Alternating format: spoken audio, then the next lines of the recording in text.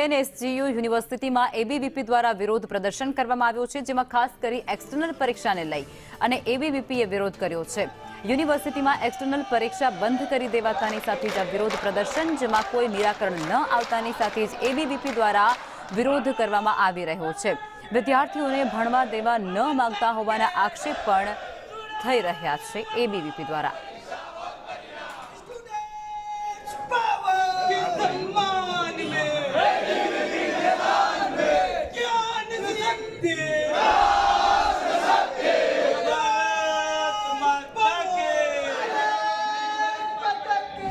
University આ વર્ષે જો પરિપત્ર બહાર પાડ્યો કે આ વર્ષથી યુનિવર્સિટીની અંદર તમામ એક્સટર્નલ કોર્સ બંધ કરવામાં આવે છે। તો એક વિદ્યાર્થી માટે, એક શિક્ષણ જગત માટે એક નિંદનીય ઘટના કહેવાય, નિંદનીય ઘટના છે, જેના કારણે આમાં વિદ્યાર્થીઓ પણ એક ભયના માહોલમાં છે કે અમે એક્સટર્નલ કોર્સ કરવા માંગે છતાં બી અમારે એડમિશન નથી આપતા।